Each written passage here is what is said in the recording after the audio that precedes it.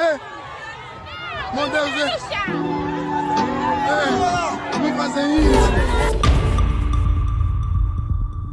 Doutor Albino Paquice, o Conselho de Ministros aprovou uma estratégia nacional de prevenção e repressão à corrupção. Tudo porque Angola subiu mais de 50 lugares nos principais índices internacionais de percepção da corrupção entre 2017 a 2022. Pois, Leda, facilitou também o discurso do presidente João Lourenço, porque ele tem como mote, pelo menos tinha como mote em 2017, o combate à corrupção. E é preciso não nos esquecermos que o que está a dizer aqui é: subimos 50 lugares no índice de, as palavras todas são importantes aqui, no índice de percepção. E sublinha a palavra percepção porque quer fazer-nos entender outra coisa? Sim, não, porque é o índice de percepção. É a maneira como se olha para a realidade, não é? Nós estamos diante do fenómeno. Podíamos dizer, fenómeno é uma coisa que se manifesta. A maneira como se manifesta a corrupção é percebida. E então, ou seja, a percepção que existe da corrupção é que Angola está a dar passos. Entretanto, os factos podem não ser isto. Os factos podem dizer outra coisa. Mas é bom porque passa-se a imagem geral de que nós estamos todos de acordo e estamos engajados no combate à corrupção. E não estamos todos engajados no combate à Pois, corrupção? mas é isso que a gente tem que explicar. Ou seja, a corrupção é um fenómeno que está na sociedade. Sim. Quando se faz uma análise sobre a corrupção, diz-se aquele país tem corrupção. Se naquele país tem corrupção, significa que a maior parte das pessoas naquele país são corruptas. As pessoas. Eu, por exemplo. Dr. Bali, por exemplo. Ou seja, estamos a falar das pessoas. Por quê? Porque naquela realidade concreta há corrupção. E nós em Angola temos 2, 3, 4 níveis de corrupção. A corrupção normal, aquela que se faz nos hospitais, nas instituições, na escola, corrupção normal. Dar gasosa para ser... Dar gasosa para ser atendido, dar gasosa para passar um documento, sim. Essa é a corrupção normal. Nesta corrupção, nós todos estamos incluídos. Estamos incluídos todos nós. E devemos dizer que este fenômeno não pode passar, porque nós estamos incluídos. Depois temos a pequena corrupção, mas temos a grande corrupção. A grande corrupção no nosso país está identificada. Está identificada por quê? Porque está ligada ao poder político. A grande corrupção está identificada e sempre esteve ligada ao poder político. É este tipo de corrupção que é prejudicial, é extremamente prejudicial. E então, naquilo que é a própria percepção, eu venho dizer, este estudo que foi feito e a subida que nós tivemos é positiva, mas tem que ter mais, digamos assim, qual é a expressão que eu devo usar aqui? Tem que ter exemplos, tem que se exemplificar. O titular do Poder Executivo, mais os seus auxiliares, mais os outros, aqueles que estão em cargos de poder, têm que exemplificar. Porque se eles próprios não exemplificam, depois cá embaixo não se segue o exemplo. Mas quando diz exemplificar, o que era? Mostrar pessoas que estejam envolvidas em corrupção e que estejam a ser devidamente responsabilizadas e punidas, ou no sentido de dar exemplo?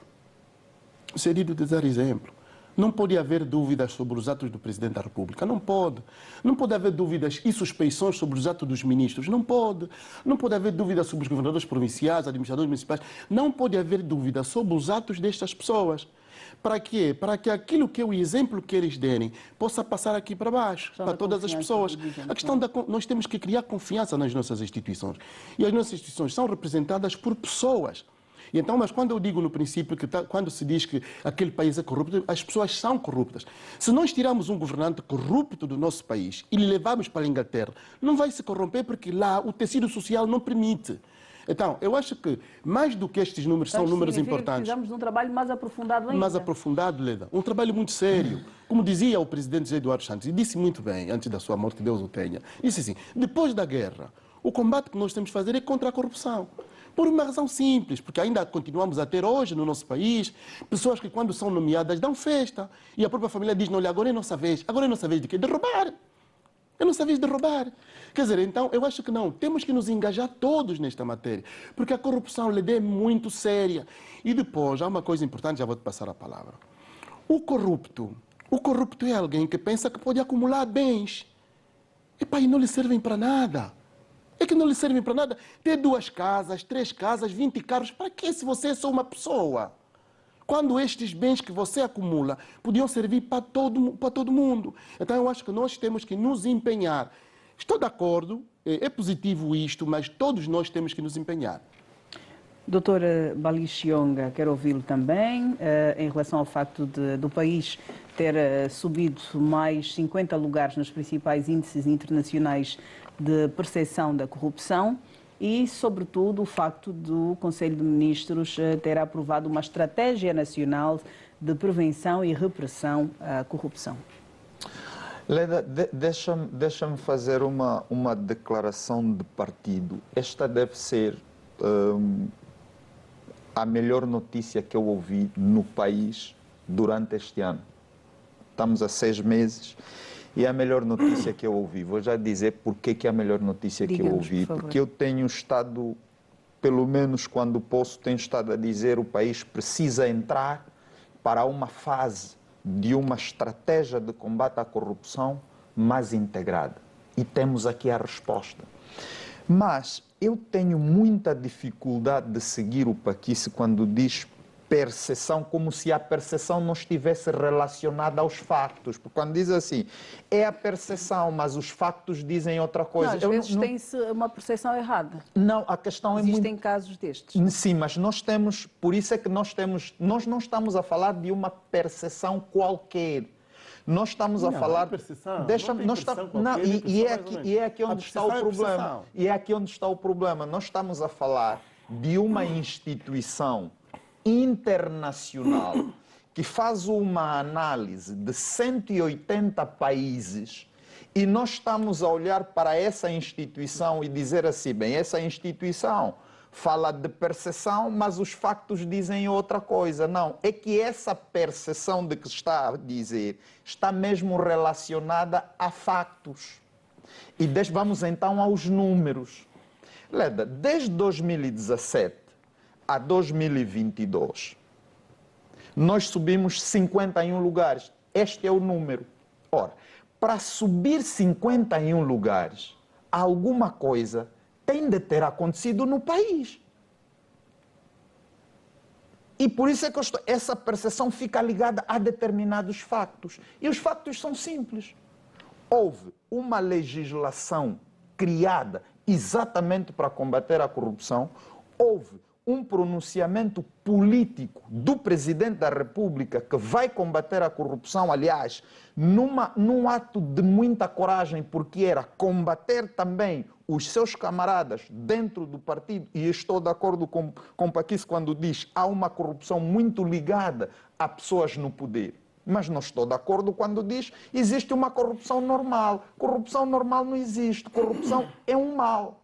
Depois, estamos a nos esquecer, e talvez aqui o Paquice não consegue ir para esses factos. Em 2018, a Procuradoria-Geral da República produziu um documento que é a estratégia de combate à corrupção. E nessa altura o Presidente da República indicou a PGR para tratar das questões da corrupção. Em 2022 foi lançada uma consulta pública para a elaboração de uma estratégia de combate à corrupção. Podemos questionar a metodologia, podemos duvidar, podemos criticar, mas não podemos negar que esses factos aconteceram.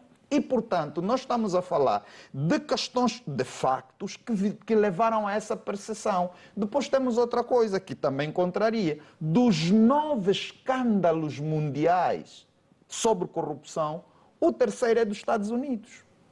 Este país que é organizado, este país que o Paquice diz que o tecido não permite. Por isso é que eu costumo dizer, e volto a repetir porque é estudo, a corrupção é um subproduto da economia capitalista. Aliás, é por causa disso que os africanos, infelizmente, quando os líderes retiram dinheiro do seu país, mandam para a Europa, depois não conseguimos receber. A minha pergunta é, será que os líderes europeus que sabem que os nossos líderes africanos levam lá o dinheiro, têm moral suficiente para dizer esse dinheiro é da corrupção, mas apesar de tudo como beneficia a nossa economia, não vamos devolver. Nós temos de perceber de que mundo nós estamos, que mundo nós nos encontramos. E por isso é que eu estou a dizer, essas economias europeias, aliás o Paquis disse muito bem quando falou de Portugal, quando disse que António Costa disse, ok, se esse dinheiro que tem que voltar para Angola, produto da corrupção, mexer com a economia portuguesa, nós não vamos permitir. De que estamos a falar? Estamos a dizer